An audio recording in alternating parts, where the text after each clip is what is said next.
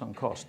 And when people talk about, why are the six holding companies by and large in trouble, and their top line growing, on average, let's say 2% or 1% or whatever it is, the primary reason is because of the pressure that was exerted. They were the meat and the sandwich. They were the meat between the media owners and the clients, and they could exert the pressure. The clients could not exert the pressure on Murdoch or Iger or CBS or Viacom or whatever it happened to be, but they could exert the pressure on the agencies.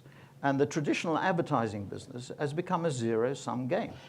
Some of the agency, if you're an investor, you probably should short the stocks of the agencies that win major traditional assignments. Wait. There's a big shareholder up here. No, let me get this. Why? Because the agencies give guarantees on media price inflation, as you well know. They give guarantees on media pricing that they cannot fulfill.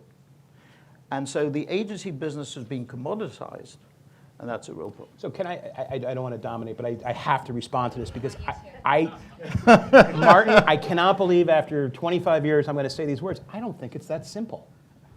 I think it is. I think that it's a much bigger problem.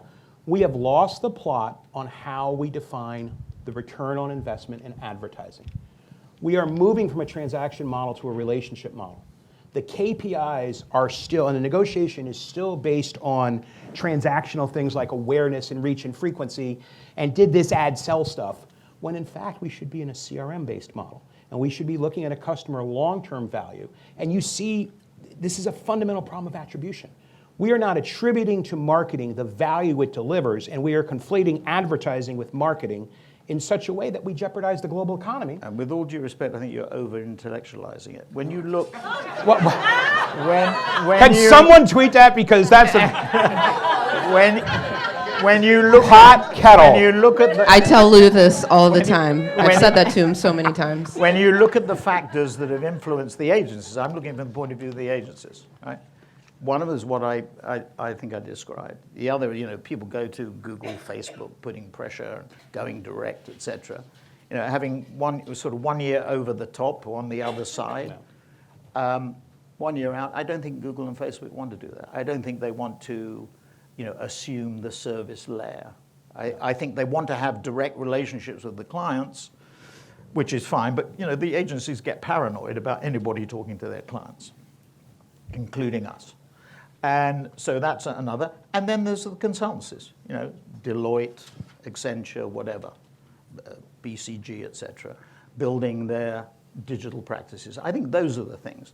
The thing you're talking about is something that applies to the whole industry. It's not the agency issue. I think the traditional agency business has become a very difficult place to be. It's a legacy business, which is very difficult to turn.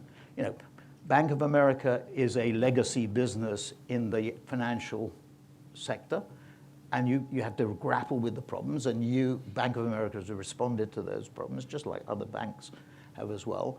It's probably easier for them to do it, or they have fashioned the way of doing it much more effectively. But the traditional holding companies are in really deep trouble. My own view on the traditional holding companies is they'll be broken up.